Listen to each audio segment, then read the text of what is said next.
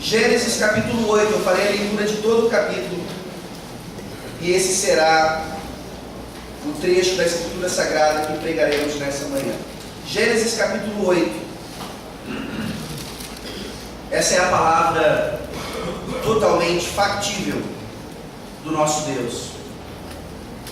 Lembrou-se Deus de Noé, e de todos os animais selváticos, e de todos os animais domésticos que com ele estavam na arca.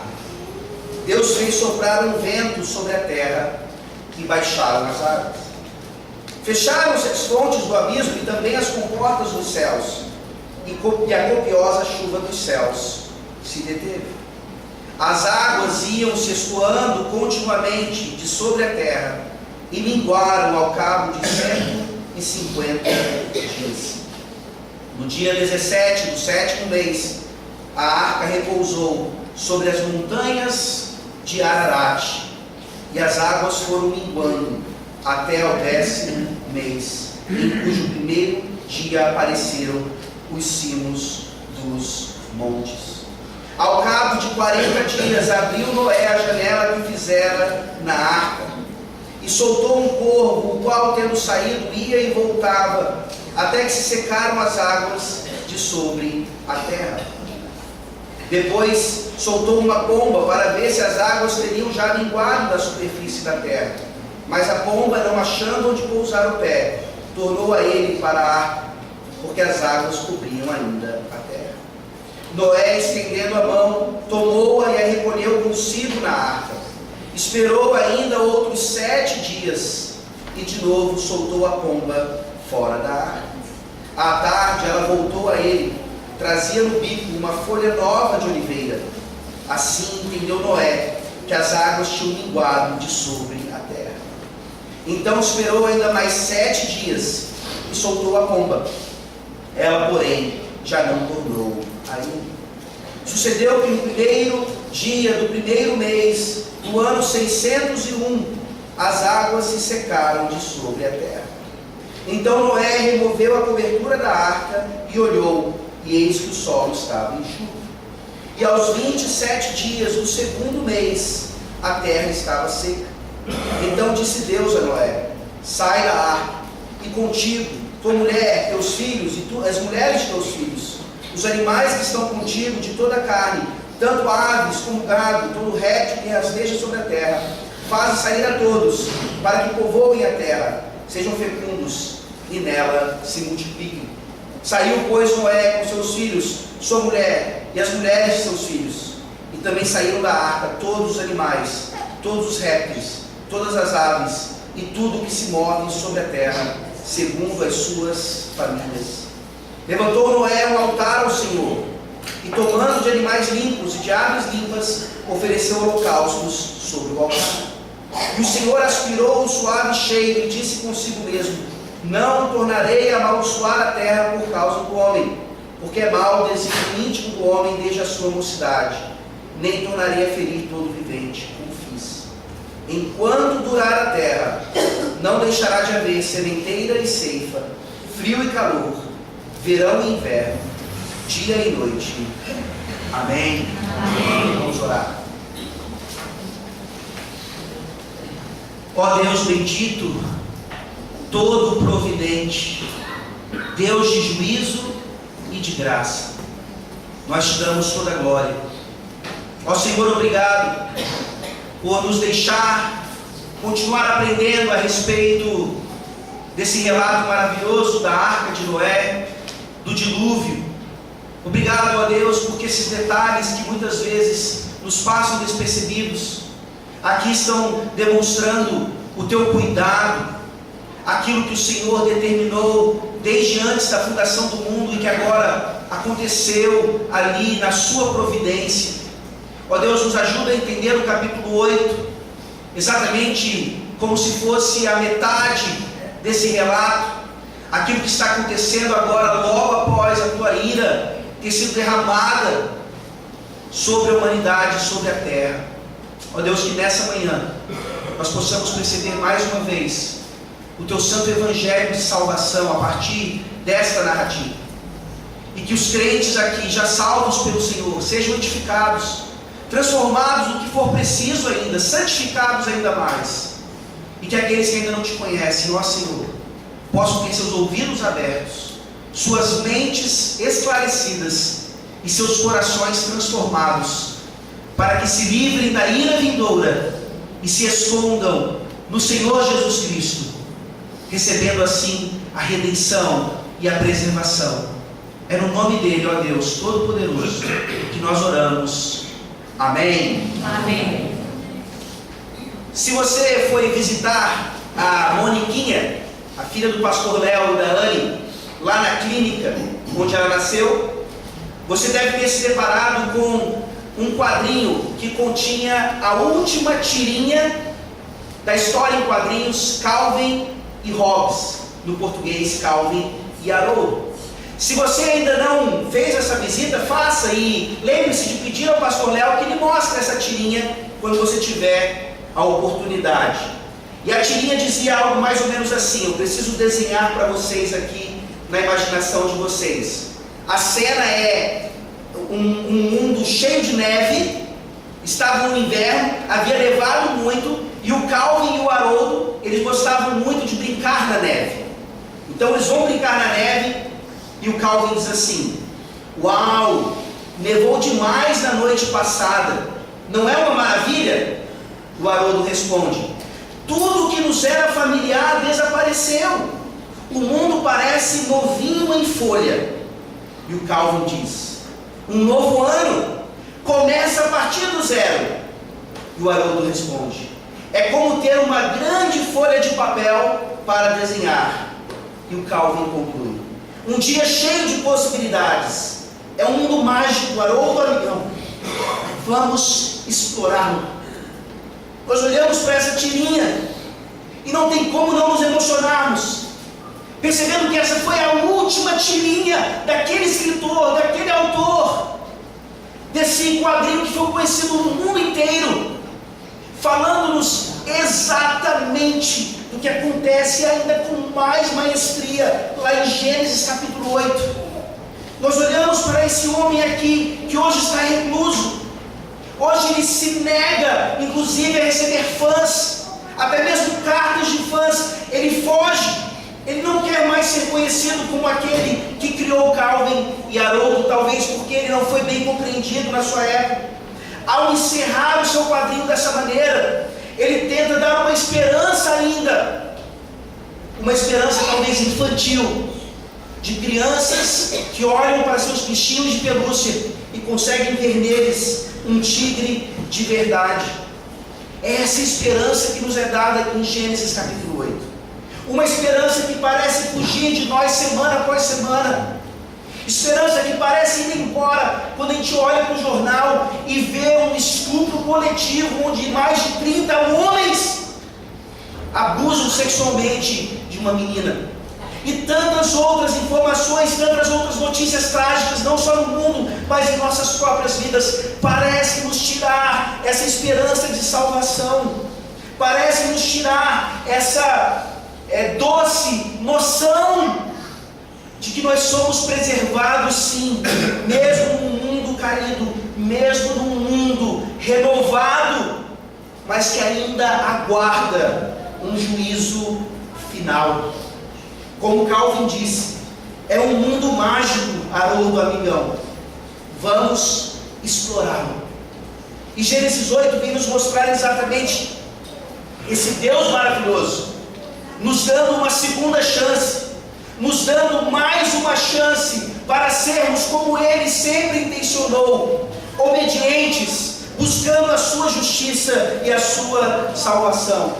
Nessa manhã então, em Gênesis 8, nós aprenderemos que em meio ao juízo, Deus traz salvação ao seu povo, e este responde com adoração.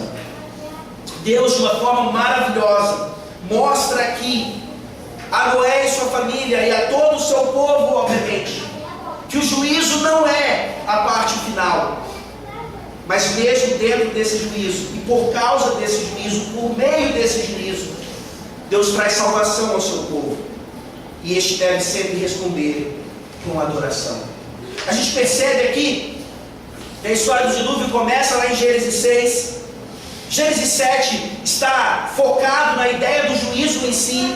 Gênesis 8 nos mostra essa ideia de salvação e libertação. E Gênesis 9, como veremos semana que vem, se Deus assim permitir, nos mostra a ideia de preservação, de nova criação, como vai ser daqui para frente. E esses vários versículos, esse capítulo inteiro, nós veremos em 4 partes. Primeiro, uma notícia que nós já sabemos, mas que não custa repetir, porque a Bíblia fala disso o tempo inteiro. A salvação pertence a Deus. Versículos 1 a 5. O herói da história não é Noé. O herói da história continua sendo Deus. Isso fica claro nos versículos 1 a 5. Leiamos mais uma vez. Lembrou-se Deus de Noé e de todos os animais selváticos e de todos os animais domésticos que com ele estavam na arca. Deus fez soprar um vento sobre a terra e baixaram as águas. Fecharam-se as fontes do abismo e também as comportas dos céus, e a copiosa chuva dos céus se deteve. As águas iam se escoando continuamente sobre a terra e minguaram ao cabo de 150 dias. No dia 17 do 7º mês, a arca repousou sobre as montanhas de Ararat, e as águas foram minguando até o 10º mês, em cujo primeiro dia apareceram os cimos dos montes. Vejam que coisa maravilhosa. Nós vemos aqui um capítulo 7 cheio de juízo, cheio de ira, manifestando aqui a força das águas, como elas predominaram, como elas prevaleceram. É a destruição do mundo, como ele era conhecido. Mas o versículo 8 diz: lembrou-se Deus de Noé e de todos aqueles que estavam na arca. Essa lembrança de Deus é fundamental para a nossa salvação. É por isso que a salvação pertence a Ele. Não há absolutamente nada que o ser humano ou qualquer outra criatura possam fazer para obter de Deus o seu favor e a sua graça. É preciso que Deus venha até nós, tome a iniciativa e lembre-se de nós. Não que Ele tenha se esquecido. Deus não é homem para que se esqueça de qualquer coisa, mas a ideia da lembrança aqui, a ideia desse verbo atribuído a Deus, é de que Ele sempre faz alguma coisa em favor do homem, quando esse homem precisa demasiadamente de ajuda. E aqui não era o contrário. O juízo de Deus é necessário, nós já vimos isso. Noé atende o seu chamado, atende a sua ordem e entra na arca com toda a sua família, sabendo que somente ali haveria salvação e preservação. E esse Deus cumpre a sua palavra, e Ele vem agora começar a demonstrar para Noé e sua família a salvação que Ele tanto prometera. E é interessante que logo no primeiro versículo nós vemos aqui Deus fazendo soprar um vento sobre a terra e baixaram as águas. E é impressionante, meus irmãos, que a mesma palavra para vento é a mesma palavra para Espírito Santo, para Espírito. E nós percebemos então que todas as vezes que o Velho Testamento e também o Novo, eles mencionam alguma coisa relacionada a vento, isso tem tudo a ver com a ação do Espírito. E nós percebemos aqui não só uma comparação com Gênesis 1, quando na verdade o mundo ali, antes de ser organizado por Deus, ele está envolto de água. E o Espírito de Deus pairava por sobre as águas, trazendo organização àquilo que ainda estava sem forma e vazia. E aqui nós vemos a mesma situação, um mundo que foi formado por meio da água, ele é agora destruído por meio da água, e no meio dessa água, Deus não faz meramente soprar um vento, alguma coisa meramente material, mas nós temos aqui a ideia do Espírito Santo, trazendo a renovação dessa terra, a renovação desse mundo. Foi isso que nós lemos lá no Salmo 104, depois leia novamente. Envia-se o Espírito e Ele renova a face da terra. A salvação pertence ao Senhor. A salvação não é meramente algo que acontece individualmente em nossas vidas. A terra está gemendo por redenção, e o Espírito Santo de Deus está fazendo a sua obra desde o momento que as águas do dilúvio começam a diminuir. É essa a relação que nós temos com esse Deus triuno maravilhoso, Deus Pai, Deus Filho e Deus Espírito Santo, atuando o tempo inteiro em nossas vidas. Nós precisamos ter uma sensibilidade maior a essas coisas. Nós deixamos que as notícias ruins do mundo, ou até mesmo a nossa rotina, nos impeçam de ter esse relacionamento mais esperançoso em relação a tudo aquilo que Deus continua nos oferecendo, em meio a essa desorganização e a essa aparente vitória do mal.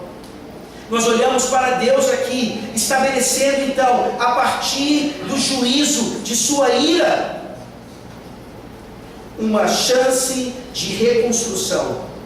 Ele mesmo então começa a diminuir essas águas. Ele fecha as fontes do abismo. Nós vimos que as águas vieram de baixo também. Ele fecha as comportas dos céus.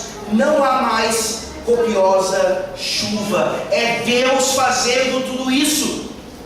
Ele é o herói, Ele é o Salvador, Ele é aquele em quem nós temos a vitória. Finalmente então essas águas vão minguando.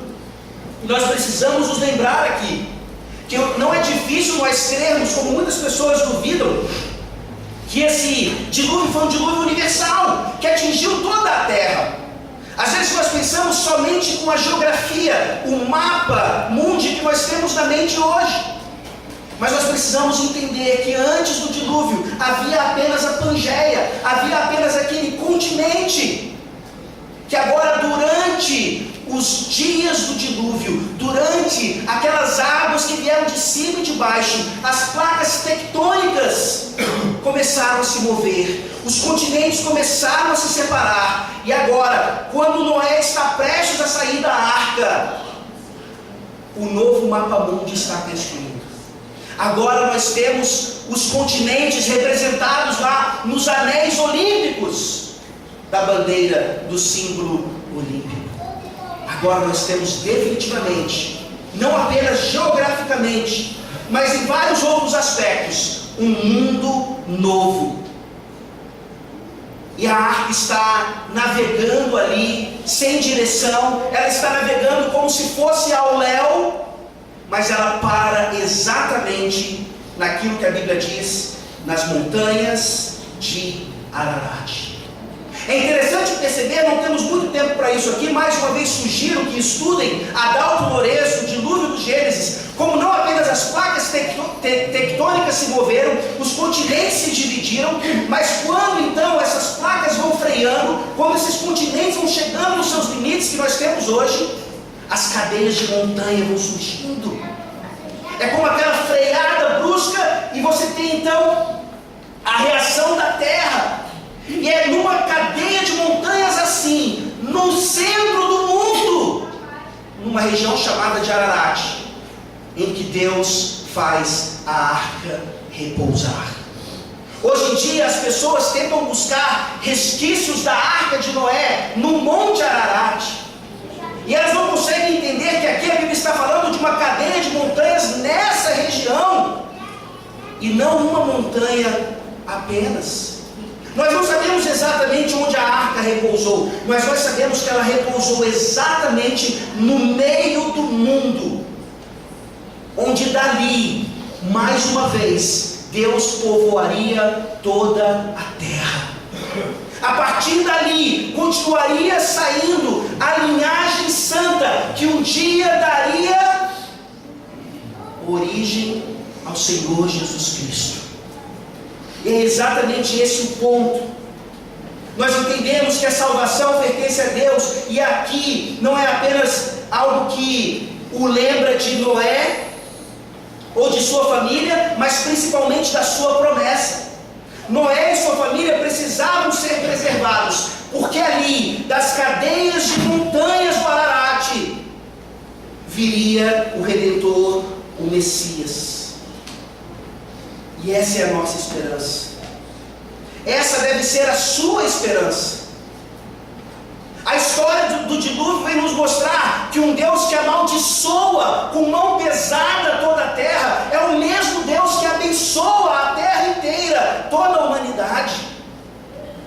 Nós veremos como esse Deus agora, mesmo com os continentes separados, vai nos fazer promessas já em Abraão, de que todas as famílias da terra seriam abençoadas nele. Esse é o seu Deus nessa manhã. O seu Deus que, sim, pode fazer a sua mão pesada na sua vida para lhe ensinar uma lição, para lhe mostrar um pecado, para trazer arrependimento a você. É o mesmo Deus que lhe recebe mediante esse arrependimento e transforma por completo a sua vida. Nesse sentido, então, meus irmãos, os versículos 6 a 12 nos mostram que a salvação exige paciência e inteligência. A salvação pertence a Deus, mas essa salvação exige paciência e inteligência. Versículos 6 a 12. Ao cabo de 40 dias, abriu Noé a janela que fizera na arca e soltou um corvo, o qual, tendo saído, ia e voltava até que se secaram as águas sobre a terra. Depois soltou uma pomba para ver se as águas teriam já minguado da superfície da terra. Mas a pomba, não achando onde pousar o pé, tornou a ele para a arca, porque as águas cobriam ainda a terra. Noé, estendendo a mão, tomou-a e a recolheu consigo na arca. Esperou ainda outros 7 dias e de novo soltou a pomba fora da arca. À tarde ela voltou a ele, trazia no bico uma folha nova de oliveira. Assim entendeu Noé que as águas tinham minguado de sobre a terra. Então esperou ainda mais 7 dias e soltou a pomba. Ela, porém, já não tornou a ele. Percebam aqui a ideia de paciência e ao mesmo tempo de inteligência, de saber reconhecer a hora exata, de saber reconhecer como Deus providencia todas as coisas. Meus irmãos, nós precisamos imaginar como era o estado ali dentro daquela arca. A luz era provavelmente escassa. Talvez a respiração fosse até difícil. A quantidade de animais ali, podemos imaginar o cheiro dentro da arca. Eles passaram quase que um ano inteiro, pouco mais de um ano na verdade, dentro daquela caixa que deveria flutuar sem direção, sem talvez esperança. Esses homens, assim como nós, provavelmente queriam sair correndo dali, queriam que aquilo terminasse logo, mas eles sabiam e eram lembrados o tempo inteiro que ali estava a esperança, ali era o único local de esperança, ali ou fora dali não havia qualquer chance de salvação. Não é assim que nós estamos dentro da igreja também. A igreja não é um lugar perfeito. A igreja é um lugar que traz muitas decepções para nós. Às vezes nós queremos sair correndo daqui, talvez ficar pulando de igreja em igreja para ver se um dia a gente encontre uma igreja perfeita. Mas não é o caso. Nós devemos continuamente nos lembrar que a nossa salvação, por mais que seja uma igreja imperfeita, cheia de defeitos, buscando sempre uma segunda chance, ela se encontra aqui. Ela se encontra debaixo da pregação da palavra. A santificação e o processo de santificação devem ser feitos e realizados dentro da igreja. E aqui a gente percebe então agora a relação do corvo e da pomba. E vocês devem imaginar então o que vários comentaristas fazem em relação ao corvo e à pomba, e tentam mostrar isso em relação ao corvo e isso em relação à pomba, e você fica completamente confuso. Você percebe que a maior parte dessas interpretações são interpretações alegóricas, que não cabem aqui. Mas nós devemos entender então o que está acontecendo. Por que Noé envia um corvo? Por que Noé envia uma pomba? E apesar de tantas interpretações, nós temos uma coisa clara. O corvo e a pomba estão representando aqui o animal impuro e o animal puro. Esse contraste é evidente. Esse contraste não pode ser negado.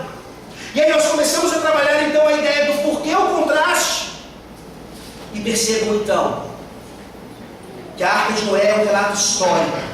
a Arca de Noé. Aqui você vê esse relato falando de tal dia, de tal ano, nos mostrando que não foi mera ficção, mas aconteceu de fato. Mas essas narrativas, elas também são imagens de algo mais profundo, espiritualmente falando. E nós não sabemos exatamente se Noé tinha isso em mente quando ele enviou o corvo. Não temos como precisar isso. Mas nós sabemos que o corvo, sendo enviado como um animal imundo, demonstra exatamente aquilo que todo imundo ainda faz. O animal imundo, o corvo diz aqui, ele vai, e o relato no versículo 7 mostra que ele ia e voltava até que secaram as águas. E aqui a impressão é que ele ia e voltava para a arca, mas a ideia não é essa. A ideia é de que ele ficou voando por aí, e Noé tinha condições de vê-lo, mas ele não retornou para a arca como a pomba retornava. O corvo, nós sabemos, é um animal como um urubu, um animal que se alimenta de cadáveres. E ao soltar um corvo num mundo repleto de cadáveres, o corvo foi a criatura mais satisfeita naquele momento. Um animal imundo que vai para um mundo destruído, que está se reconstruindo e que se satisfaz com os cadáveres que ainda lhe alimentam. O corvo não precisava voltar para a arca. O corvo tinha tudo o que ele precisava ali, e abundância. O corvo imundo preferiu o mundo e a sua imundície. Você consegue perceber essa imagem aqui? Daqueles que estão na igreja, mas preferem as coisas do mundo, preferem essa destruição, esse mundo que está debaixo ainda da ira de Deus. As coisas do mundo satisfazem. Nós não precisamos da arca como a pomba precisava. A pomba, diferentemente da imundície do corvo, ela saiu e viu os mesmos cadáveres que o corvo viu, mas ela voltava porque ela não podia se sujar com aquela cena. Noé manda a pomba e ela volta. Noé manda a pomba e ela volta. Noé manda a pomba até que ela poderia de fato agora habitar no mundo em que Noé e sua família poderiam habitar novamente. Essa é uma questão muito interessante. Eu consigo perceber aqui, tanto manhã como noite, pessoas que vêm e vão, estão na igreja e não estão. Constantemente as pessoas perguntam: cadê aquele irmão, cadê aquele outro, está sumido, não vem mais. E a gente tenta descobrir desculpas, a gente tenta legitimizar a ausência dessas pessoas, e no final das contas, a pergunta que eu faço nessa manhã é: o quanto você realmente precisa da igreja? O quanto você realmente precisa da palavra de salvação constantemente na sua vida? Por que é que você vai e fica por aí e de repente volta, sendo quase que um turista aqui no meio do povo de Deus, ao invés de ser alguém constante aqui no meio do povo de Deus? Essa imagem do corvo e da pomba vem nos trazer um confronto bem claro. Se nós nos satisfazemos ainda com as coisas do mundo e não necessitamos da igreja como se fosse de fato o oxigênio para as nossas vidas, então provavelmente eu ainda sou tão imundo quanto um corvo. Eu ainda não entendi o que é de fato regeneração, justificação, adoção e santificação. Eu ainda não entendi o que significa membresia a uma igreja, que não é meramente vir domingo após domingo e bater o cartão, ou vir uma vez por mês. Isso aqui deveria ser para nós tão necessário quanto aquilo que nos é mais necessário em qualquer outra área da vida. Você não deixa de respirar, você não deixa de se alimentar, você não deixa de trabalhar, mas você deixa de vir à igreja. Você sabe como está a sua frequência. E o conselho dessa igreja não está preocupado em fazer uma chamada aqui e ver se você tem mais presença do que falta. O conselho dessa igreja está preocupado se você ainda é como um corvo. E se você está se enganando, achando que você já é salvo, que você já pertence ao povo de Deus, quando na verdade você ainda não pertence. Esse ponto nos mostra que aquele juízo de Deus, a ira derramada no dilúvio, trouxe purificação à terra. A terra agora, passando esse tempo de morte, ela se tornaria habitável mais uma vez. E é isso que nós vemos quando a pomba volta e ela traz no seu bico uma nova folha de oliveira. E a gente percebe que nos planos de Deus, Ele não mandou que Noé levasse mudas de plantas para a arca. Aquela vegetação toda, as plantas, elas seriam destruídas também pelas águas do dilúvio. Mas esse mesmo Deus é criador e recriador. Ele faria daquela terra destruída que se brotasse mais uma vez toda a vegetação que Ele havia criado antes. E aquela pomba que ia, mas voltava para a segurança da arca, ela traz em uma de suas idas e vindas uma folha nova de oliveira. Noé olha para aquilo ali e ele percebe com inteligência: está quase na hora de sair. Deus está renovando todas as coisas, Deus é fiel, Deus está nos dando um mundo novo, vamos explorá-lo. E finalmente então ele solta a pomba, e ela já não torna a ele. Ela não está se alimentando de cadáveres, ela está se alimentando agora da nova terra que Deus deu a eles. Noé sabe que está quase na hora de sair. A salvação, meus irmãos, ela exige paciência e inteligência. Nós somos desesperadamente imediatistas. Nós queremos ver os nossos familiares convertidos imediatamente, aqueles que ainda não conhecem a Cristo. E nós queremos ver a nossa santificação acontecendo de um dia para a noite. E não é assim que acontece. Nós olhamos para como Deus continua trabalhando na vida dos seus. E a mensagem fundamental aqui é: o quanto eu realmente preciso do corpo de Cristo. O quanto eu estou aqui sim para ser abençoado, mas também para abençoar uns aos outros. O quanto eu entendo que aqui verdadeiramente é um oásis em meio a um mundo que ainda jaz no maligno. Os próximos versículos, meus irmãos, de 13 a 18, nos mostram então que a salvação agora significa renovação. Essa é a segunda chance. O Evangelho sempre nos oferece isso. Quem aqui, em sã consciência, não diria que semana após semana nós precisamos de mais um domingo, de mais palavra, de mais santificação e de mais esperança de que essa semana vai ser diferente? Essa semana aquele pecado não vai acontecer mais. Essa semana eu vou conseguir cumprir aquilo que eu prometi fazer lá no início do ano, naquilo que se chama Ano Novo, nos meus desígnios para a minha vida.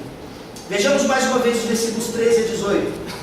Sucedeu que no primeiro dia do primeiro mês, no ano 601, as águas se secaram de sobre a terra. Então Noé removeu a cobertura da arca e olhou, e eis que o solo estava enxuto. E aos 27 dias do segundo mês a terra estava seca. Então disse Deus a Noé: sai da arca, e contigo tua mulher e teus filhos, e as mulheres de teus filhos. Os animais que estão contigo, de toda a carne, tanto aves como gado, e todo réptil que rasteja sobre a terra, faze sair a todos, para que povoem a terra, sejam fecundos e nela se multipliquem. Saiu, pois, Noé com seus filhos, suas mulheres e as mulheres de seus filhos. E também saíram da arca todos os animais, todos os répteis, todas as aves, e tudo que se move sobre a terra, segundo as suas famílias. Percebam, Noé esperou pacientemente e com inteligência. Ele foi vendo os sinais, ele foi vendo as provas de que ele poderia sair da arca, mas ele só sai da arca uma vez que Deus diz para ele sair.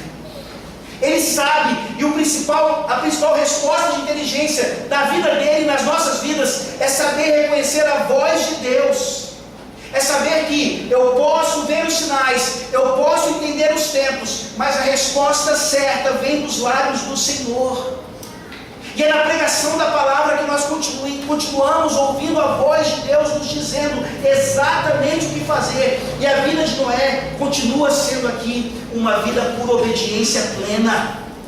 É por isso que a pergunta ainda continua: como é que você vê a igreja? Como é que você vê a sua vinda aqui domingo após domingo? É realmente para tentar entender a vontade de Deus na sua vida? É agradecido pelo fato de que Deus mais uma vez lhe deu um dia do Senhor para que você ouvisse a sua voz e soubesse exatamente o que você precisa fazer na sua vida em todos os aspectos, principalmente aqueles que precisam ainda ser transformados. E aí nós vemos claramente aqui nesses versículos um mundo novo. A saída da arca representa exatamente isso. Mas não é o mesmo mundo. Não são as mesmas plantas. Não são os mesmos animais. Sim, houve uma transformação drástica. Como vimos, os continentes agora foram separados. Provavelmente a atmosfera sofreu transformações tremendas. O homem, por sua vez, não vai conseguir viver mais agora vários anos, como nós veremos no finalzinho aqui. Haverá agora inverno e verão. Antes era um clima só. O mundo pré-diluviano não existe mais, mas é o mesmo. Deus se arrepende, mas Ele não cria um mundo completamente novo. Ele repete para nós, Ele faz ecos aqui lá de Gênesis 1. E Gênesis 1 disse para nós que tudo era muito bom. Tudo continua sendo muito bom agora.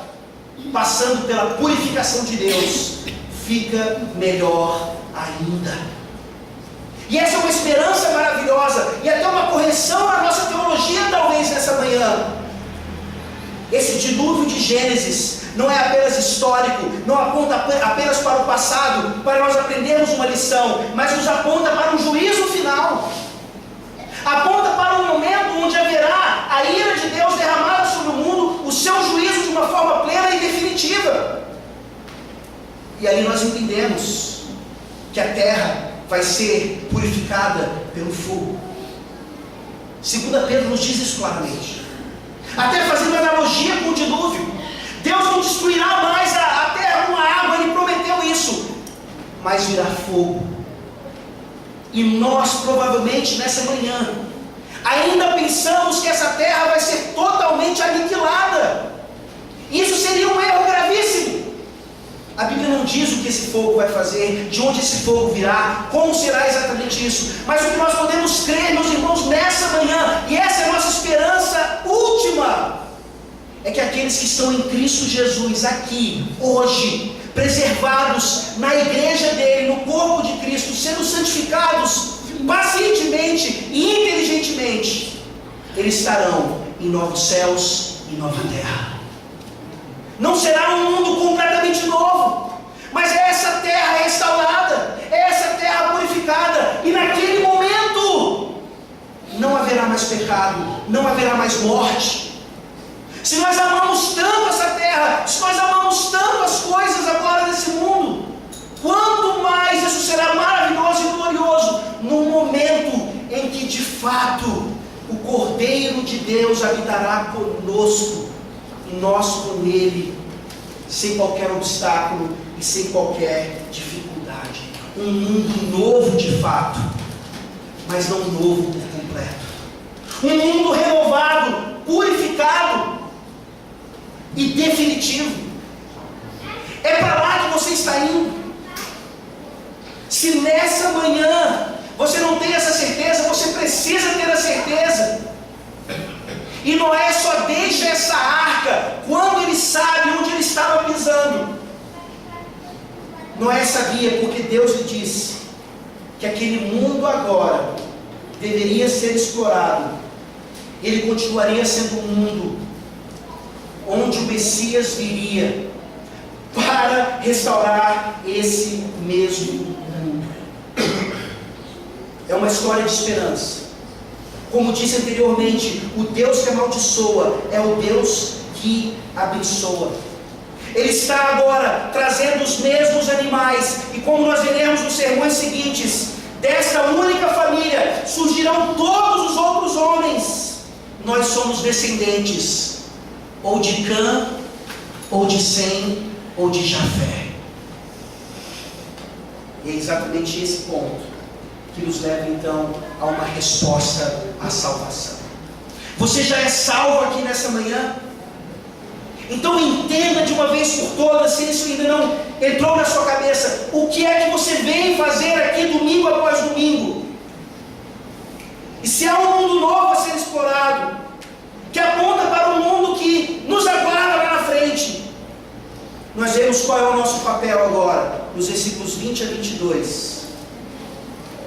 A salvação, ela requer a adoração. Versículos 20 a 22. Levantou Noé um altar ao Senhor, e tomando de animais limpos e de aves limpas, ofereceu um holocausto sobre o altar. E o Senhor aspirou o suave cheiro e disse consigo mesmo: não tornarei a amaldiçoar a terra por causa do homem, porque é mau o desígnio íntimo do homem desde a sua mocidade, nem tornarei a ferir todo o vivente como fiz. Enquanto durar a terra, não deixará de haver sementeira e ceifa, frio e calor, verão e inverno, dia e noite. Sabe por que você falta à igreja alguns domingos? Sabe por que você, mesmo vindo nos domingos pela manhã, não vem à noite? Ou vice-versa, você vem à noite, mas não vem de manhã? É porque você ainda não entendeu o que é a salvação em Cristo Jesus. Talvez você já tenha essa salvação, graças a Deus ela pertence ao Senhor e não a nós. Ela não depende do que nós fazemos, mas de Deus usar a sua graça para conosco. Mas ela pode ser imatura ainda em nossas vidas. Nós ainda não entendemos que o conceito que nós temos de salvação, ele é diretamente proporcional ao conceito que nós temos de adoração. Se eu entendo do que eu fui salvo, do quanto eu fui salvo, eu estaria aos pés do Senhor em adoração a Ele o tempo inteiro. Eu não perderia tempo, eu estaria sempre preparado. Eu seria um frequentador de culto, porque ali eu estaria aos pés do meu Senhor que me salvou. Ali eu estaria respondendo da forma como Ele me ensina a fazer, em gratidão a esse amor, a essa graça maravilhosos. No mínimo então, se não somos frequentadores da presença do Senhor como deveríamos, somos ingratos. Ingratos que ainda não correspondem à salvação maravilhosa que Ele nos trouxe de forma completamente graciosa. Mas pode ser também, meus irmãos, que essa falta ou essa imaturidade não seja meramente uma ingratidão, mas pode ser porque essa salvação ainda não tenha nos alcançado de fato. Quando essa salvação nos chega, a reação é exatamente como a de Noé, ou deveria ser. Você percebe aqui, durante o texto, vários momentos em que Noé espera mais uma semana e envia a pomba, Noé espera mais uma semana e envia a pomba, e nós temos isso desde o princípio do mundo, esse calendário de Deus para o homem, de 6 dias de trabalho e 1 de descanso. E esse 1 de descanso não é mero descanso físico, mas é esse descanso no Senhor, descanso na esperança, descanso na palavra, descanso em adoração. E é o que Noé faz. Se você estivesse na condição de Noé e fosse o explorador primeiro de um mundo novo, qual seria a sua primeira atitude? Você provavelmente iria a algum lugar especial, bonito. Você talvez se preocupasse em como agora eu vou me alimentar e sustentar a minha família. Mas essa não foi a preocupação de Noé. A primeira coisa que ele faz quando ele sai da arca é adorar a Deus. Noé entendeu que um corvo havia saído da arca e agora ele estava se alimentando de cadáveres de homens e animais. Mas uma pomba sai e traz para ele uma vegetação nova, renovada. E ele sai da arca sabendo que ele não é um cadáver humano simplesmente por causa da graça do Senhor. E isso o leva à adoração. Isso o leva a sacrificar aqueles animais, como nós vimos anteriormente, que foram colocados na arca com esse devido fim. Noé não sabia disso, mas agora fica claro.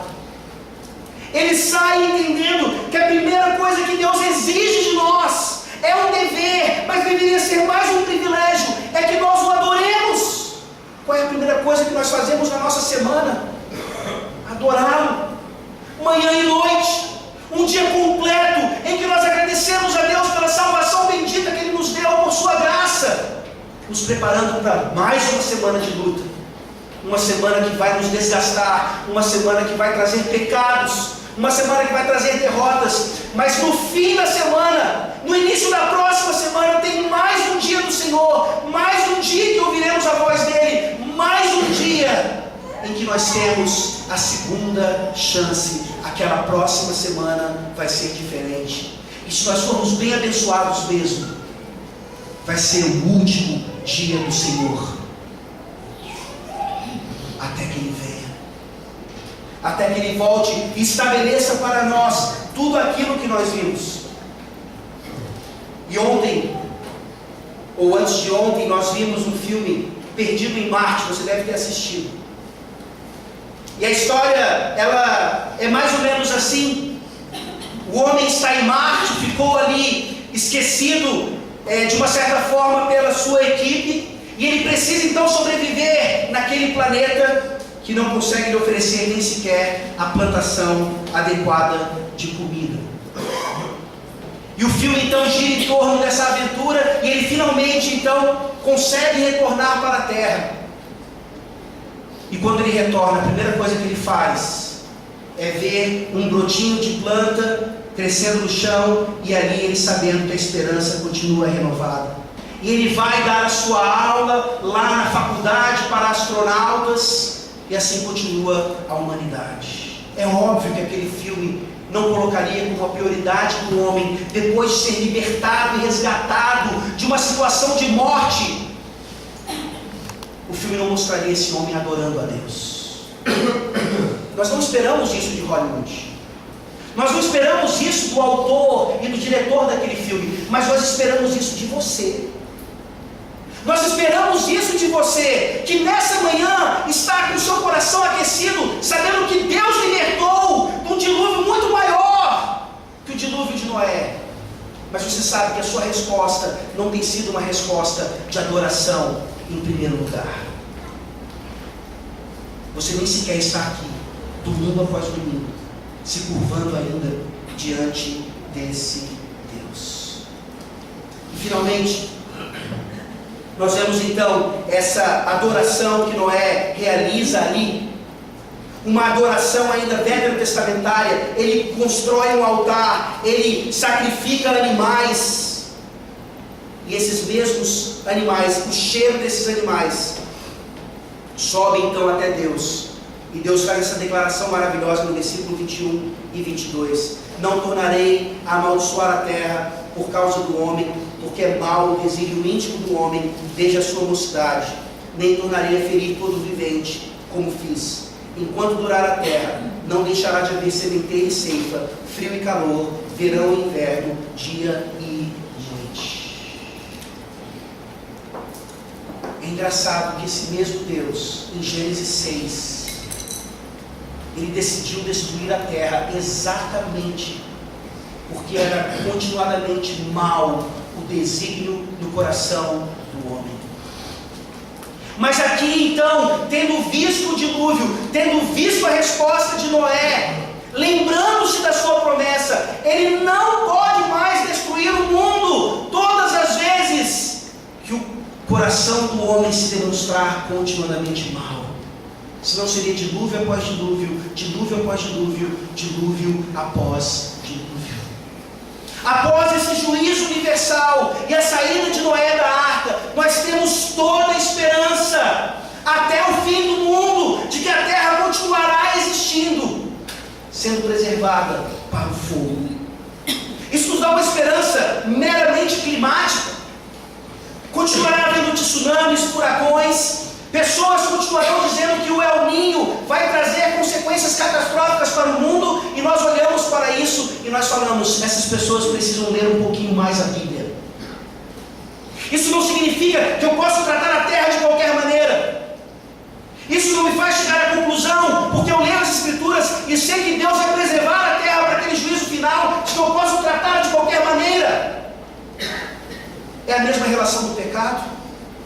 Porque eu sei que nada pode me separar do amor de Deus, que eu vou ser preservado até o fim. Não é por isso que eu vou continuar pecando. Da mesma maneira, não é porque eu sei que o El Niño ou qualquer outra coisa são incapazes de destruir a terra, que eu vou tratá-la de qualquer jeito. Pelo contrário, eu olho para isso aqui e eu entendo a longanimidade de Deus em tratar com pecadores e ao mesmo tempo nos deixar essa certeza de que agora, num mundo climaticamente mudado, onde você vai ter as 4 estações do ano, ou num lugar como o nosso, um verão mais quente e ainda mais quente, um BR-Obró, que para nós é uma coisa terrível, mas que demonstra a continuação da graça de Deus sobre as nossas vidas até o fim dos tempos. O BR-Obró continuará acontecendo aqui no Piauí, e isso é demonstração da graça e da imutabilidade de Deus. Da próxima vez em sentirmos aquele calor terrível durante o BR-Obró, demos graças a Deus, porque um dia, definitivamente, esse calor será retirado de nós. Porque da mesma forma que Deus prometeu que nunca mais feriria todo o vivente como ele fez, ele teve que ferir um vivente para que isso fosse a realidade. Aqueles sacrifícios de animais puros que aplacaram a ira de Deus naquele momento de adoração de Noé, eles nos apontam exatamente para a cruz de Cristo, a cruz do Calvário, onde a ira de Deus ali definitivamente foi aplacada. E é onde eu e você nos escondemos nessa manhã, para que eu possa ter certeza de que eu realmente vivo num mundo novo, que deve ser explorado, mas que me aponta para um mundo ainda mais novo, novos céus e nova terra, onde habitarão a justiça e o amor de formas plenas. Eu comecei com uma tirinha do Calvin e do Haroldo. Eu vou terminar agora com uma tirinha do Snoopy, Charlie Brown. Você tem a imagem, os dois irmãos, Linus e Lucy, na casa deles, e está chovendo muito. E a Lucy então diz ao seu irmão: rapaz, olha quanta chuva, e se ela inundar o mundo inteiro? E aí o Linus responde: ela nunca fará isso. Em Gênesis, Deus prometeu a Noé que isso nunca mais aconteceria, e o sinal da promessa é o arco-íris. E a Lucy responde com um suspiro: você tirou um peso das minhas costas agora. E o Linus disse: a boa teologia parece sempre fazer isso. Meus irmãos, Gênesis 8 é boa teologia para nós. Gênesis 8 nos transforma naquilo que ainda precisamos ser transformados. Não é apenas o mundo que é novo, nós somos também. Não precisamos mais viver como se não fôssemos adoradores de Deus, pelo contrário. A nossa primeira resposta é essa, domingo após domingo e semana após semana, adorando-o aqui na beleza da sua santidade e adorando-o também em cada momento de nossas vidas. Que nos lembremos mais uma vez da cruz de Cristo e de como devemos responder a isso todos os dias das nossas vidas. Vamos orar. Ó Deus, obrigado, porque nós conseguimos perceber a verdade, até mesmo em tirinhas de quadrinhos, de pessoas que nós não sabemos nem se são salvas de fato pelo Senhor. O que nós sabemos é que nessa manhã nós temos aqui várias pessoas salvas pelo Senhor, sendo santificadas pelo Senhor, e que precisam, ó Deus, explorar esse mundo novo, aproveitando todas as segundas chances que o Senhor continua nos dando, em maior santidade e vida. Ó Deus, que nessa manhã, essa boa teologia de Gênesis 8, nos mostra que o juízo não é o fim, mas o fim é o novo céus e nova terra, que aguardam todos aqueles que durante esse tempo entregaram as suas vidas ao Senhor Jesus Cristo. Que nessa manhã haja salvação neste lugar. Nós te rogamos, em nome de Jesus. Amém. Amém.